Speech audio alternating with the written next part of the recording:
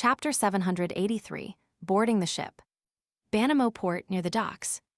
Jenna hid in the shadows, watching Anthony mingle with the crowd, blending in with the pirates. She didn't deliberately track the famous pirates who arrived on the Newens when it docked. On the one hand, she feared being discovered, which would alert Admiral Deep Sea to a Grand Khan's original awaiting him at Banamo Port. On the other hand, she didn't need to follow them to know the whereabouts of the Newens' first mate, second mate, and bosun. The pirates in Banamo Port were eagerly anticipating Admiral Deep Sea or his capable subordinates to teach the unknown adventurer a lesson. Naturally, they kept an eye on these individuals and shared information with their companions and friends. In other words, with so much attention on the situation, most of the pirates in Banamo Port had become unofficial reporters. Admiral Deep Sea's key subordinates couldn't go anywhere without being noticed and widely discussed. If they used stealth abilities or invisibility, they might avoid the curious eyes spread throughout Banamo Port. However, they were currently gathering supplies, which meant they couldn't hide the large quantities of goods. Thus, information flowed swiftly into Anthony's ears. Great Shark is at Firth Trading Company. Ship Destroyer is heading towards the Carnival Bar. Holy Lord of Storms, those guys are meeting at Blackstone Square. They're one street away from the Carnival Bar. They've stopped for now, discussing something. They seem to be heading to Old Dante's for large barrels of pale ale. Anthony sensed the commotion among the pirates, watching them leave the current street and head towards the Carnival Bar. He stood up as well to avoid standing out. During this, he gave Jenna's hidden shadow a look. Jenna understood immediately, using the shadows along the street to slip through the growing crowd towards the Carnival Bar. Lumion sipped the freshly poured amber-colored Lantiproof, nodding to himself. He then looked at the bartender behind the counter, smiling as he said, "You might want to move the valuable liquor and items out of here for now. It's probably best if no one stays inside." The bartender froze for a few seconds before responding hastily, "All right." No one wanted to alert Lumion by passing on messages that might affect the plan, but he guessed something was brewing from the pirates gathering outside the bar. He was both excited and nervous, knowing the impending conflict would take place in the Carnival Bar, where he was.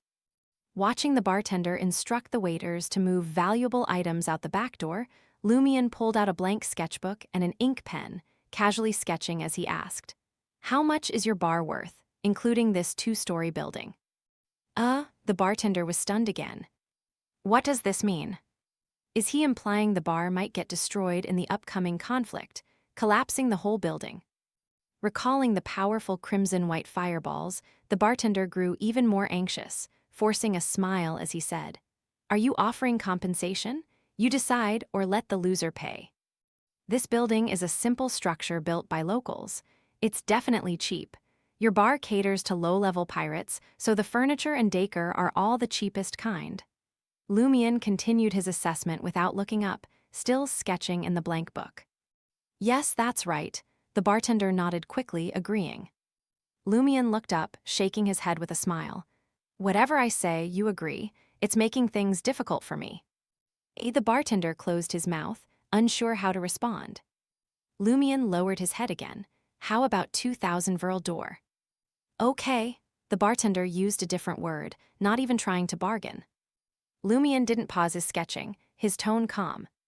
"Payment will be after assessing the damage. If the big pirates coming later want to help compensate, that works too." "All right," the bartender responded quickly. He looked around, wishing he could sprout wings and fly out of the Carnival Bar. From their conversation, he feared staying could lead to him becoming a mangled corpse. A few minutes later, the waiters had moved the few valuable items out, leaving only the cheap goods in the bar. The bartender left through the back door, and the other patrons, including Mason, exited to wait and watch outside. They didn't dare stay in this anticipated battlefield. This was the lesson of experience. Lumion sketched for a while, then put down his pen and slowly sipped the remaining Lantiproof. A few minutes later, Franca sneaked into the shadows near the bar and whispered, "Admiral Deep Sea didn't come, but his first mate, Great Shark, and others are almost here. They'll be here in about 2 minutes." Lumion picked up the ink pen again and continued sketching in the book. He chuckled and said, "Remember to prepare the 2,000 Viral door compensation, and when we get back, return the 1,000 Viral door bounty for summoning the messenger." Ah, Franca was a bit surprised. Lumion chuckled and said, "All of this is to help you digest pleasure. You should cover all expenses, including consumed Beyonder items." No problem. Franca wasn't resisting. She was just surprised Lumion brought it up suddenly. She watched Lumion finish his sketch on the blank page, curious as she asked, "Why not just take out the Pride armor, disguise it as a person with a robe, and have it sit in this chair facing away from the incoming pirates?" With Lumion present, the Pride armor couldn't be used, so it might as well serve some purpose by being placed here. "Do you really want this building destroyed?" Lumion chuckled. "Besides, the Pride armor can't use lie and can't disguise itself as me. The subordinates of Admiral Deep Sea would notice something's wrong before even entering." As he spoke, Lumion finished the last stroke on the blank page. It was a sketch outlined in deep blue ink, depicting Lumion himself. The paper gradually turned translucent, and the sketch of Lumion suddenly came to life, thickening and expanding like a balloon. In an instant, a stoic-faced Lumion appeared before the bar counter, blocked by Lumion's body. It had the instinct to complete a few minutes of combat and possess some of Lumion's abilities, obeying the sketcher's commands. As the sketched Lumion sat in a chair facing away from the bar door, Lumion transformed into a shadow creature, disappearing from the bar.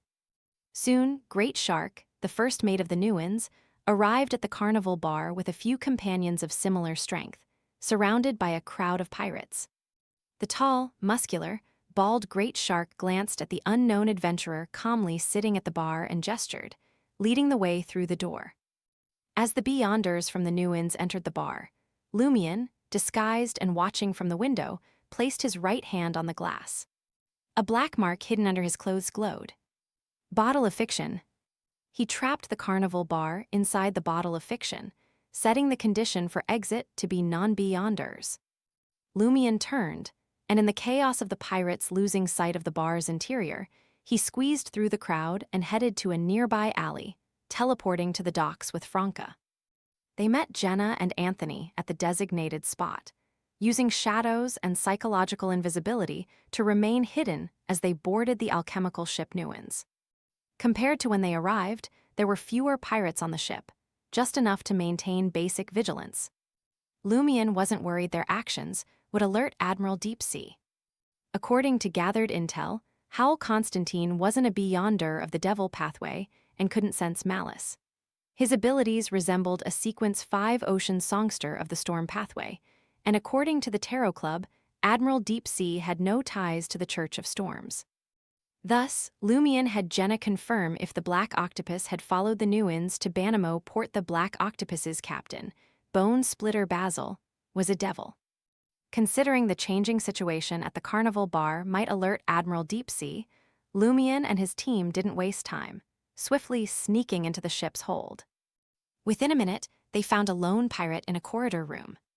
Franca checked the surrounding mechanical devices for alarms, then whispered to shadow form Lumion, "It's showtime." Lumion immediately slipped into the room, moving behind the lone pirate and emerging, giving a harumph. 2 flashes of white light, and the pirate fell unconscious. Anthony entered the room quickly, beginning hypnosis. Jenna and Franca guarded the door from the shadows, soon hearing friendly conversation inside. "Where's the Admiral?"